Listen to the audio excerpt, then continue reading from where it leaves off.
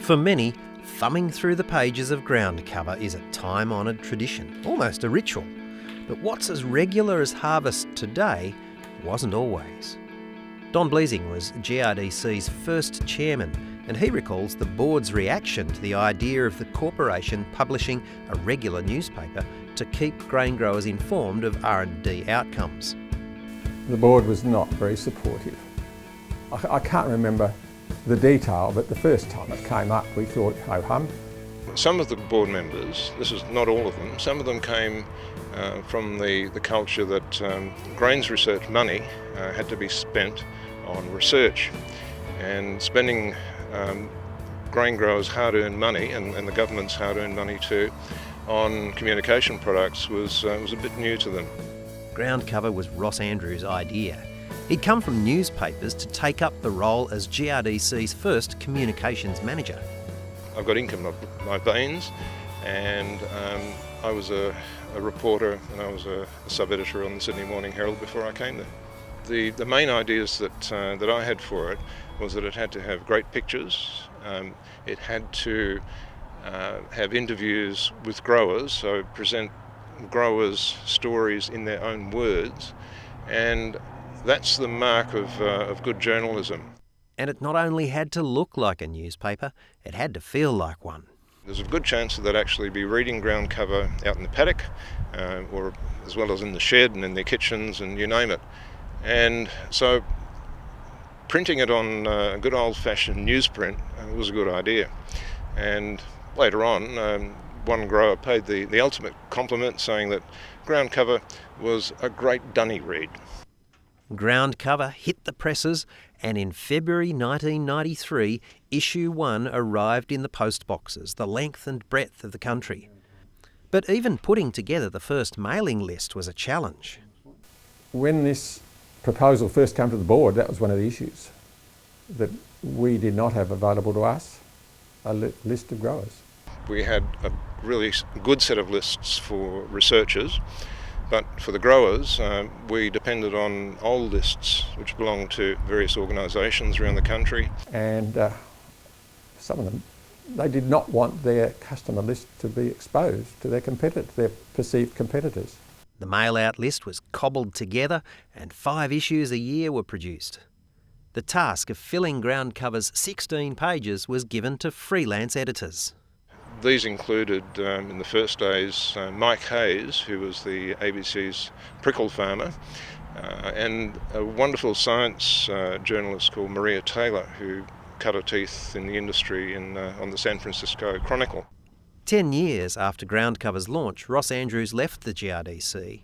It was 2003, circulation had grown to 29,000 copies, and Maureen Cribb stepped into the executive editor's role. The major changes that I made when I first came on board was taking ground cover from 5 issues annually to 6 issues, and then we had to go out to tender as a requirement of government. Specialist publication house Cortext was the new contractor. In a former Melbourne lolly factory, this all-sorts collection of writers bring their craft and talent to ground cover's pages. As well as being journalists, one is a molecular biologist, there's a couple of grain growers, and there's even Larry the dog.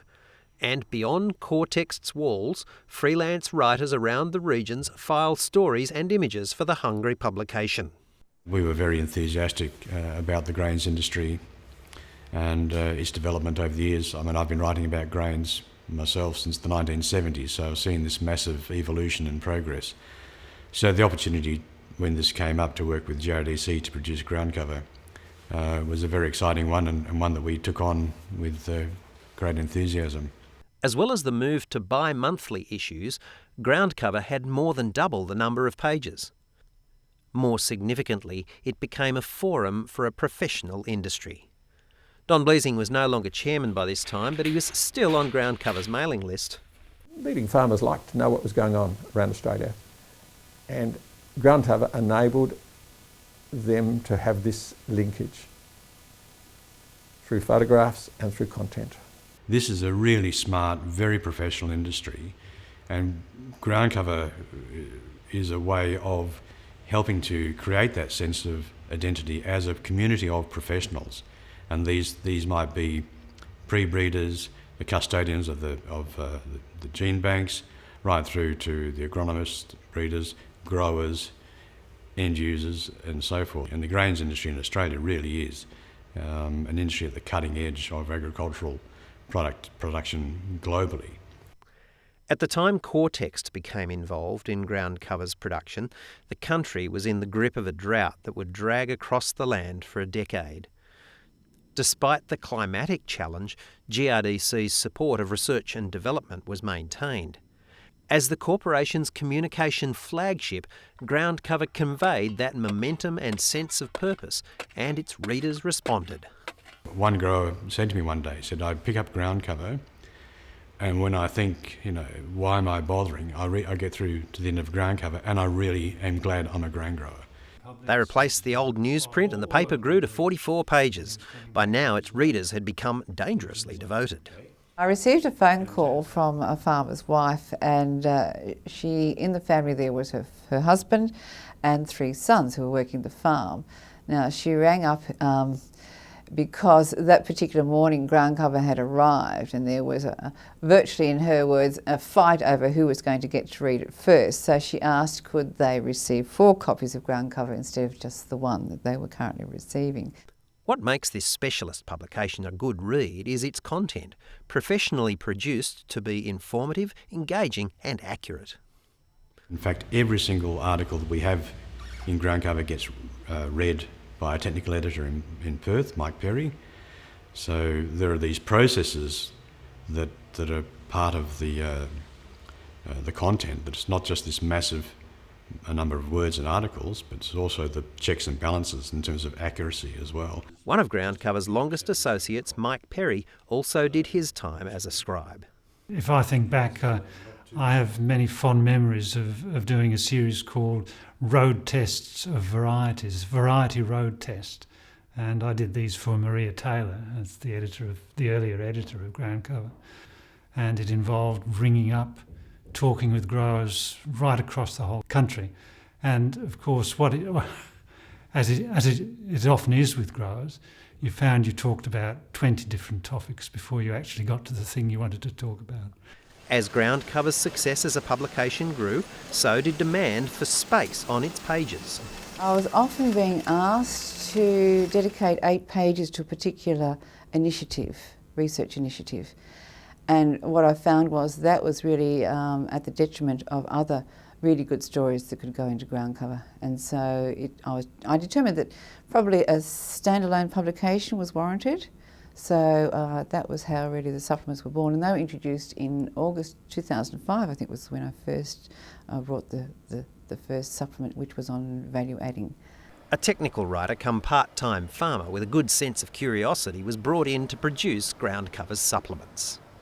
I'm passionate about agriculture and the grains industry, and having my feet on a farm makes me have to think about the practicalities. How will this work on farm? How might this be of interest to a grower? It might be some fundamental research which can be quite technical, but eventually it's going to filter down the chain to have an impact on farms. I think the ground cover journalists do a fantastic job.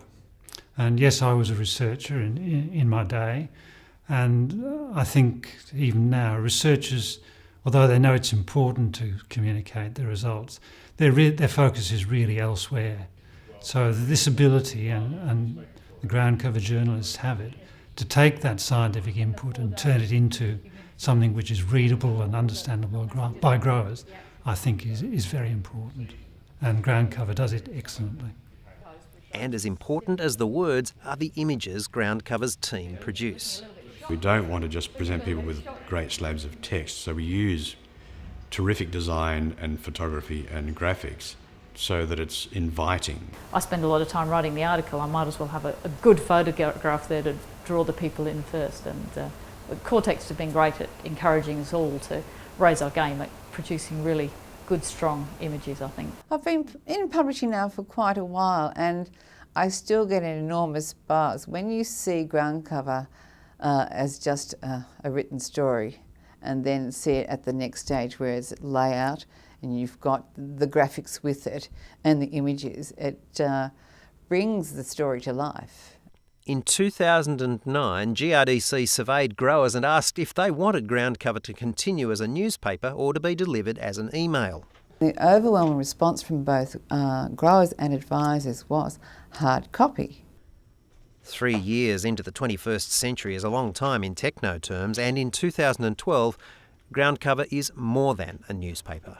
We'll continue to publish it and print it and distribute it as we have, but we're having to adapt as well as the rest of the media world is. For example, we're now putting it online so people can browse through old articles, which I think is probably fantastic. We see ourselves as certainly providing a well of content, and then that content can then be repurposed so according to the different platforms that people are finding growers are utilising. And so that's smartphones, that's iPads, that's the DVDs. What do the readers think? It was always a welcome magazine, something that I looked forward to when I was farming and not involved in GRDC. And as I travel around as chairman of GRDC, I get the same feedback from growers. They love ground cover. A lot of people tell me it's one of the best publications they get. I was at a party at the weekend, and as soon as you say you write for ground cover, you think, oh, I love reading ground cover and this and that, and so you're always getting very positive feedback from growers, which is great. Today, ground cover's circulation is strong, even though the number of farms has declined as property boundaries expand and some grain growers take their leave. Currently we're looking at about 29,000 growers on our database, and our total subscription is around 41,200. So that remainder is being made up by our agribusiness, also research institutions. We also have a following overseas as well who regularly subscribe to ground cover. It's 20 years since ground cover was conceived, and the September-October issue is its 100th edition. Not bad for a newspaper that took some convincing to get rolling. I'm surprised actually, on reflection, that it's got the same name and a very similar format. I'm not surprised that grain growers value it, because grain growers are the smartest big industry in Australia. Maybe I would have said that it would reach 100 editions. Will it reach another 100 editions? Well, maybe, but it's going to look very, very different. I mean, it looks very different now to what we started with.